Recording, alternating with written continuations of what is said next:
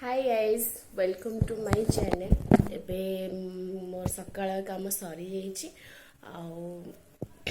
तापर कौन कौन कर देहटा भल ना से काली वीडियो भी लेट्रे भी पोस्ट करी जो शिवरात्रि निहती भाव आपण मानक बहुत भल लगी स्टार्टिंग कही रखी जो मैंने मो चैनल नुआ अच्छा चैनल को सब्सक्राइब करने पाखे बेल आइकन को क्लिक करने जहाँफल कि मो नेक्स्ट वीडियो नोटिफिकेशन आपण मानक बहुत जल्दी मिल जाव।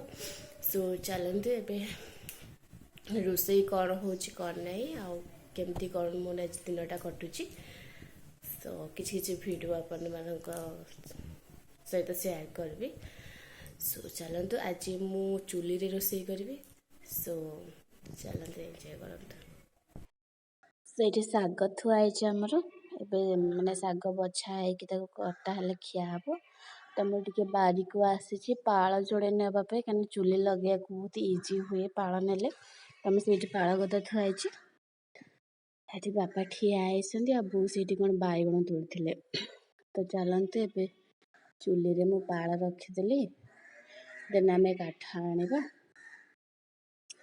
ये आम काठ सब कटा है बापा थोन तो आमर जेहेतु सफिसीयंट अच्छी काठ से चूली आज लगेली। तो चलते ए चूली लगे प्रिपेयर करवा शाग भजा ये बो आम शाग बाछुंट मो झील बसिक बदमाशी कर बाड़ी किसी बेंच तोड़ा होता से धरिकी भांगिकी काटिकी खाऊ बहुत दुष्ट हो। तो ये बापा भी बस भारी दुष्टमी कर पार्टी करी ठिया है तो एमती ही तार बदमाशी हुए मझे मझे चलते वीडियो देख। गुडुला आमर ए पाठ पढ़ी बसिले हामु सैला कौन हामु गल कौन हामु गल भात सकाल भात खाइच मिछ कथा कहीं कहूच छतुआ कौन खाइल गुड गर्ल।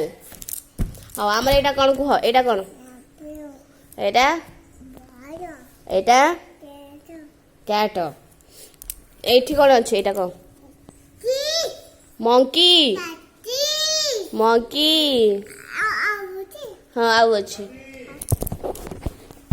जटिया बाबा कौटी जटिया बाबा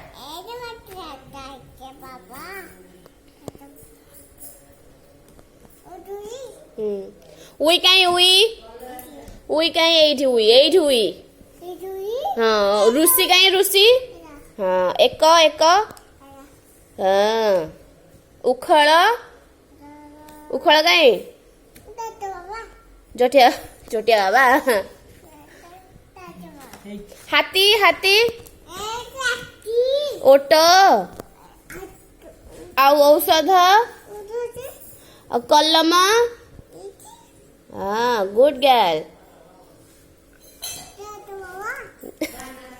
जटिया बाबा खट खट खट गछ हाँ आम घर खट पड़ी आ गछ गछ कहीं एटा छतु छतु एटा छतु गछ कहीं गछ कहीं बो गोटे पांचड़ा आनी गल आत कहीं आत आत कहीं अरट अरट कहीं हेटा बॉल एटा अरट हाँ गुड गर्ल एप्पल हाँ बॉल हाँ तो मुझे आसला आसिक चूली बो लगे देता तो मुझे कड़े बसई देती से तेल भी दे देती शाग भाजवाई शाग भी बो काटिक थोई दे शाग पियाज आ कंचा लंका काटिक रखिदे। तो चलते ए शाग भाजवा तो पखाड़ शाग भजा को मन को भल लगे निहाती भाव कमेंट रे बतेबे।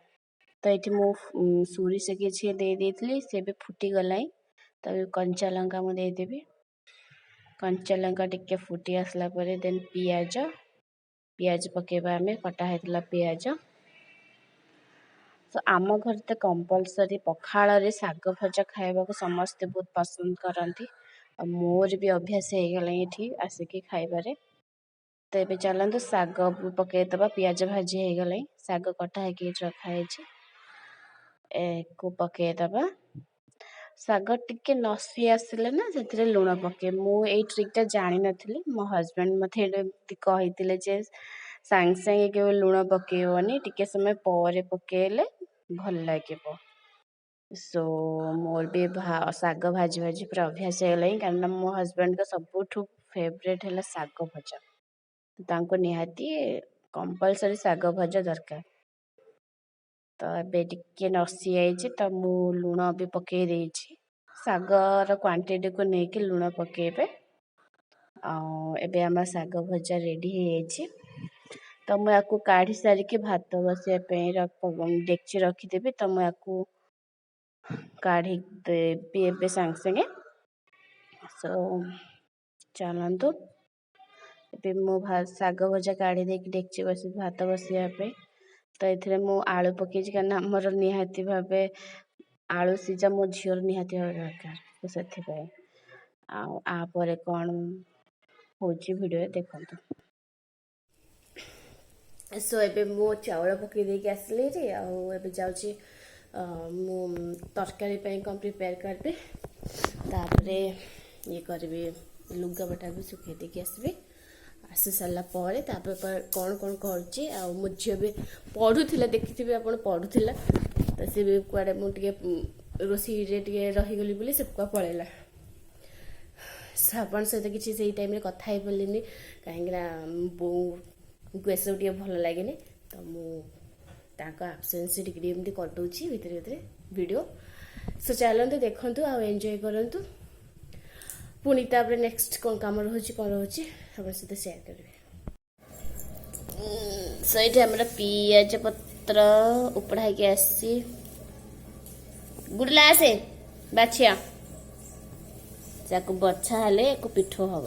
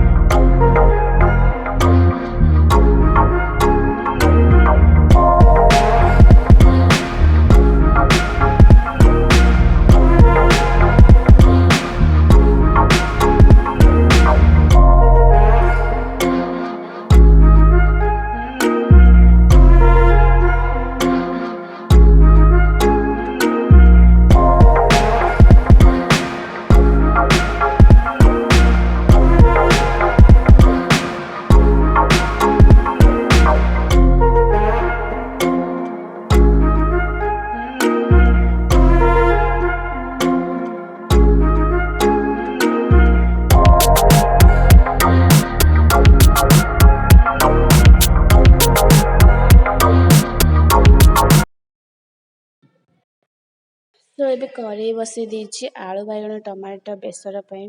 ତ ଏଥିରେ ମୁଁ ତେଲ ନେଇଯାଇଛି। ତେଲ ଗରମ ହେଇଗଲା ପରେ ଆମେ ଏଇଟାକୁ ଆଡ଼୍ କରିବା। ଏଥିରେ ମୁଁ ନେଇଛି ହଳଦୀ ଗୁଣ୍ଡ 1 ଚାମଚ, ଲୁଣ ଟିକେ ଆଉ ଲଙ୍କା ଗୁଣ୍ଡ ଆଡ଼୍ କରିକି ତାକୁ ଗୋଳେଇ ଦେଇଥିଲି। ଏବେ ମୁଁ କରେଇରେ ପକେଇ ଦେଇଛି। ତାକୁ ଆମେ ତେଲରେ ଟିକେ ସେଲୋ ଫ୍ରାଏ କରିଦେବା। ସେଲୋ ଫ୍ରାଏ କରିଦେଲେ କ'ଣ କି ସେଟା ଟେଷ୍ଟଟା ଗୋଟେ ଅଲଗା ଟାଇପ୍ର ଭଲ ଲାଗେ, ସିଝାଳିଆ ଲାଗେନି ଆଉ ସେଇଥିପାଇଁ ଆମେ ଟିକେ ଭାଜିଲେ ଆମକୁ ଟିକେ ଭଲ ଲାଗେ। ସୋ ଦେଖିଥିବେ ପ୍ରିଭିୟସ୍ ଭିଡ଼ିଓରେ ଆମ ବାଇରେ କେତେ ବାଇଗଣ ସବୁ ହେଇଥିଲା। ତ ମୁଁ ସେଥିପାଇଁ ଆଜି ଭାବିଲି ଯେ ବାଇଗଣରେ କିଛି ତରକାରୀ ବନେଇବି। ସୋ ସେଥିପାଇଁ ଆଜି ଆଳୁ ବାଇଗଣ ଟମାଟୋ ବେସର ମୁଁ ବନେଇଛି। ଆଇ ହୋପ୍ ଆପଣମାନଙ୍କୁ ନିହାତି ଭାବେ ବହୁତ ଭଲ ଲାଗିବ। କରେଇ ଟିକେ ଲାଗିଯାଉଛି ନା କାରଣ ଚୁଲିରେ ରୋଷେଇ କରିବା ଅଭ୍ୟାସ ନାହିଁ। ସୋ ସେଥିପାଇଁ ଟିକେ ଏପଟ ସେପଟ କରେଇକି ତାକୁ ବନେଇବାକୁ ପଡ଼ୁଛି। ଟିକେ ସେଲୋ ଫ୍ରାଏ ହେଇ ଆସିଲାଣି। ତ ଏବେ ମୁଁ ପ୍ଲେଟ୍କୁ ବି କାଢ଼ି ଦେଇଛି ଆଉ ପୁଣି ଆଉଥରେ ତେଲ ବି ନେଇଯାଇଛି ତାକୁ ତରକାରୀ ପାଇଁ ଏବେ ଏଠି ଗୋଟେ ପିଆଜ କାଟିକି ରଖିଛି ଆଉ 2ଟା ଟମାଟୋ। ତ ପିଆଜକୁ ଏବେ ମୁଁ ତେଲରେ ପକେଇକି ସେଥିରେ ବେସର ଦେବି। ବେସରରେ ମୁଁ ନେଇଛି 3 ଚାମଚ ଜିରା, 3 ଚାମଚ ସୋରିଷ, 1 ଚାମଚ ଜିରା ଆଉ 1 ଇଞ୍ଚ ଅଦା ଆଉ 1 କୋଲା ରସୁଣ। ତ ତାକୁ ମୁଁ ପେଷ୍ଟ ବନେଇ ଦେଇଥିଲି ଆଉ ଇଏ ଟମାଟୋ ବି ମୁଁ ଏବେ ଆଡ଼୍ କରିଦେଲି। ସୋ ବେସରକୁ ଦେଇ ସାରିଲା ପରେ ଟମାଟୋ ବି ଦେଇଦେଲି। ଦେନ୍ ଆମେ ସେଥିରେ ଏବେ 1 ଚାମଚ ହଳଦୀ ଗୁଣ୍ଡ ଦେବା, देन गोटे चामच लुण लास्ट को आम टे जस्ट मु लंका गुंड भी नहीं टेस्ट अनुसार आमर तो बेसी राग खाइबा के पसंद करते सो से लंका गुंड नहीं आउ करी पाउडर तो बेसर रे आमे कौन बेसी मसला देले हमको कौन बेसर रे मसला देवा कथा ही ना बेसी तो मैं जस्ट हल्का की करी पाउडर टे दे देथिले तो एबे हमर टिके टमाटर नसी आसलाई बेसर को बेसी कसले भी भल लगे सो से बेसी कषानी एबे आमे फ्राए करथिबा आलू बैगण देदबा आलू बैगण मैं पकईदेली तो जस्ट के बेसर रे गोले देकी हमें पानी देदबा आ बेसी घांटीबानी सो एबे देखंतु एबे मु बेसर रे जो पानी रखीली एबे ताको हमें देदबा मु नेची गोटे बड़ बेला रे अध बेले हम पूरा पानी नहीं से ही देती आपण इच्छा आपन जब अधिक झोल बनैबा चाहूँ करें कम झोल बनैबा चाहूँ भी करें से भी आम को कभर करदेव ये कभर हो गला तो 5 मिनट पर टिके देखिबा सिझी कि कौन नहीं चलते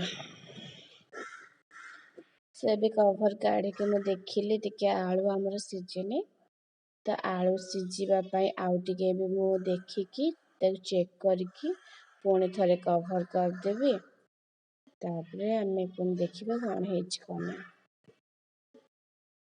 सो चलते आम प्लेट टाक पुणा थे कभर करना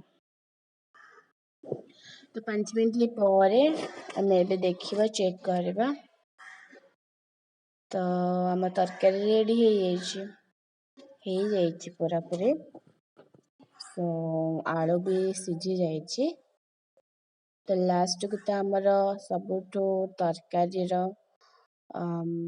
टेस्ट जाने से धनिया पत्र आ गरम मसला तो चलतु आम ए धनिया पत्र ऐड करदबा ये हूँ बारी धनिया आम बाईरे जो धनिया होता सो से आम ऐड करवा गरम मसला सो गरम मसला में मु ऐड कर देछि सो रेडी हो गला आमर एबे तरकारी सो एबे हो गला तरकारी हो गला तो मुझे चुली काढ़ी नेबी सो एबे आमर टमाटो बैगण आलू बेसर हो जाइए सो आज वीडियो आपण मैंने केमती लगला निहाती भाव कमेंट सेक्शन में कहबे आ भल लगे लाइक करेंगे शेयर करेंगे सब्सक्राइब करेंगे जमा भी भूलिबेनी सो रहुची take care all of you see you next video.